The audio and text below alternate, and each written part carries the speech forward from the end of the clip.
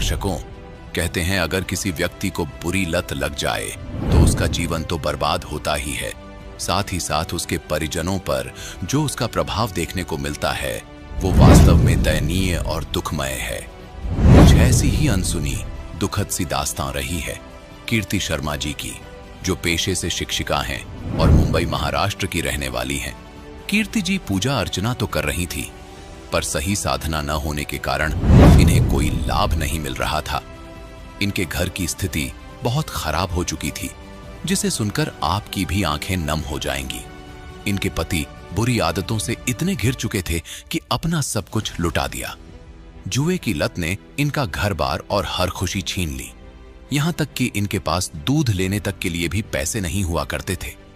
इतनी दुखद परिस्थिति थी कि जिसे साझा करते हुए कीर्ति जी की आंखों से आंसू नहीं रुके। इन सब कठिनाइयों में कहते हैं भगवान ही एकमात्र सहारा होता है।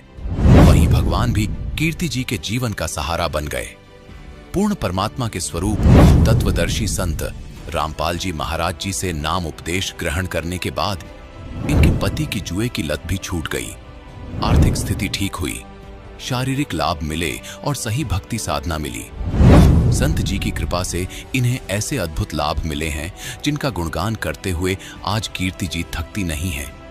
सुनिए कैसे इन्होंने अपने जीवन के दुखों से निजात पाई और इनके घर में खुशियों की बौछार आई। जी नमस्कार। नमस्ते। क्या नाम है आपका? कीर्ति शर्मा। कीर्ति जी कहाँ से आए आप? मैं महाराष्ट्र मुंबई से हूँ और मैं टीचिंग लाइन में हूँ। संत रामपाल जी महाराज से कब जुड़े आप?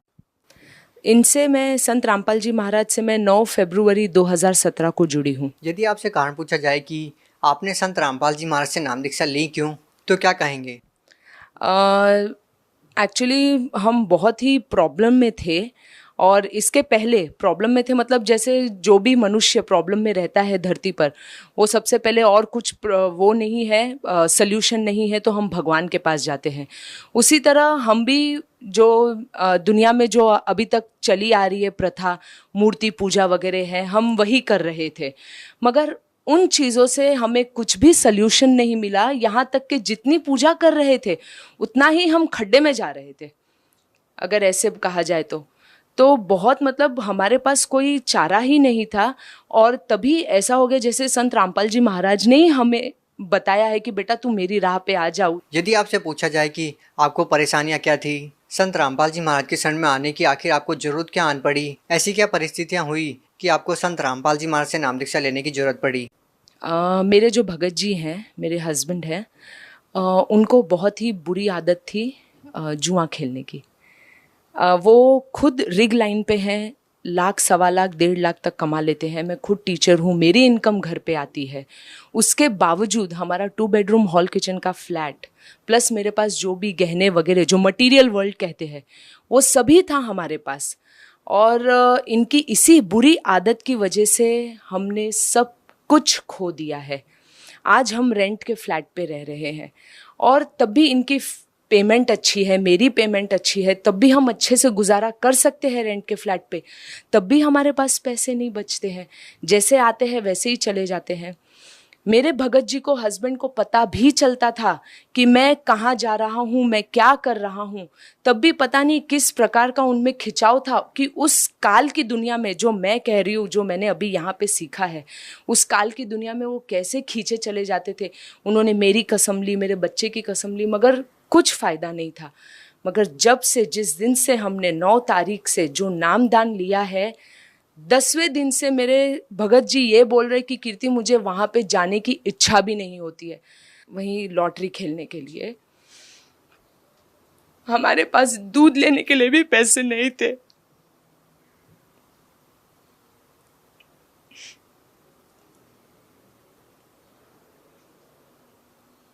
आज इसी चीज़ को 6 महीने हो गए और मेरे हस्बैंड वहाँ पे जाने का नाम तो छोड़ दो, अब उस गली से भी गुजर जाते हैं ना तो बोलते कि अब जैसे नफरत सी होने लगी है मुझे उस चीज़ से।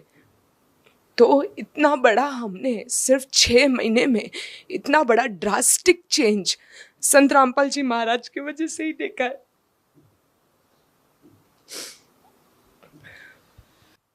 आपको लगभग 6 महीने ही संत रामपाल जी महाराज से नाम दीक्षा लिए हुए हैं, तो आपकी आर्थिक स्थिति में इतना सारा बदलाव कैसे हुआ?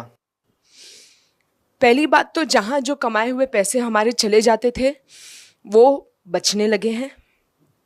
लोन वगैरह कर्जा वगैरह है, अभी भी है, मगर जो हम पूरी तरह जो डूब रहे थे ना पानी में, मेरे गुरुजी ने हमें यहाँ तक उठा लिया है। कम से कम हम सांस ले सकते हैं, सुकून से जी रहे हैं।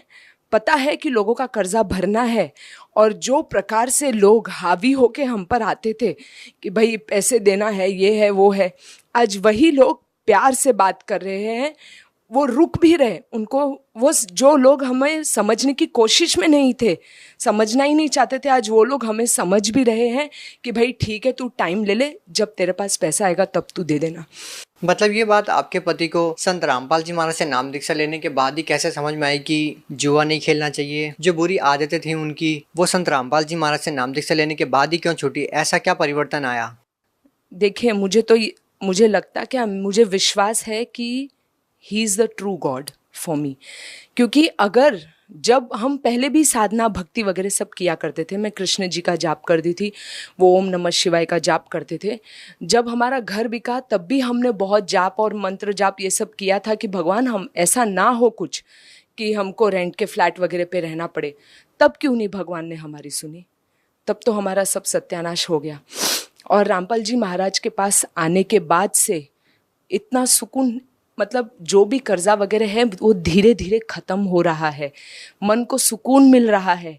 टेंशन मुसीबतें आती मगर कैसे निकल जाती है पता ही नहीं चलता है, बड़ी आसानी से, हंसते खेलते। और टेंशन जैसी तो कोई चीज़ ही नहीं लग रही है अभी हमें। अब बस ऐसे ही लगता है कि हमें बस भक्ति करना है और भगवान है ऊपर करने।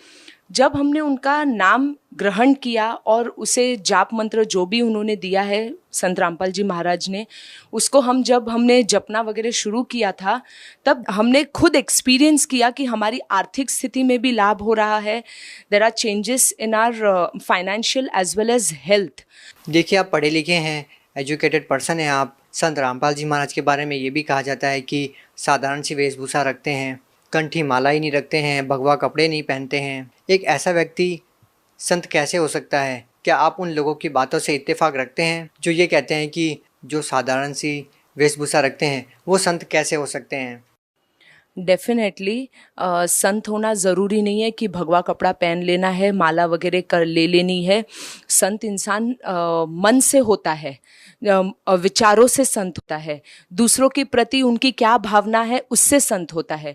तो इसलिए मैं नहीं मानती हूँ कि जिनकी बड़ी बड़ी दाढ़ी हो, तिलक लगा लिया है और दुनिया भर के ढोंग वगैरह कर रहे वही संत है।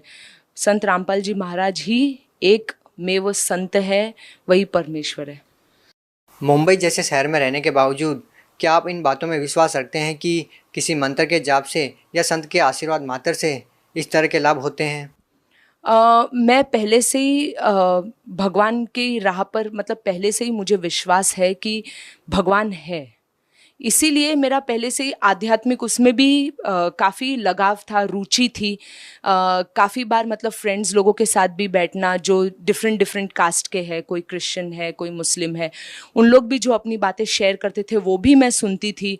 तो मतलब मुझे भगवान में रुचि तो पहले से ही थी, उन पे विश्वास भी पहले से ही था। सिर्फ इतना ही था कि करेक्ट वे ऑफ वर्शिप वो मुझे नहीं पता थी, जो मुझे अभी पता चली है। आप बॉम्बे जैसे शहर में रहते हैं, बहुत सारे लोगों का सपना होता है कि जो बॉम्बे शहर में अभिनेता रहते हैं उनको देखा जाए। यदि आपसे बात की जाए तो आपके रियल हीरो कौन है? रियल हीरो अभी तो संत रामपाल जी महाराज है, और जिन अभिनेताओं की आप बात कर रहे हैं वो उनका प्रोफेशन है, वो कमाने के लिए कर रहे हैं, लोगों को एंटरटेन कर रहे हैं और उनके घर तो भरे जा रहे हैं। बाकी लोगों के दुख से उनको क्या मतलब है। मगर जो हमारे संत रामपाल जी महाराज हैं वो आए हैं दूसरों का दुख दूर करने के लिए।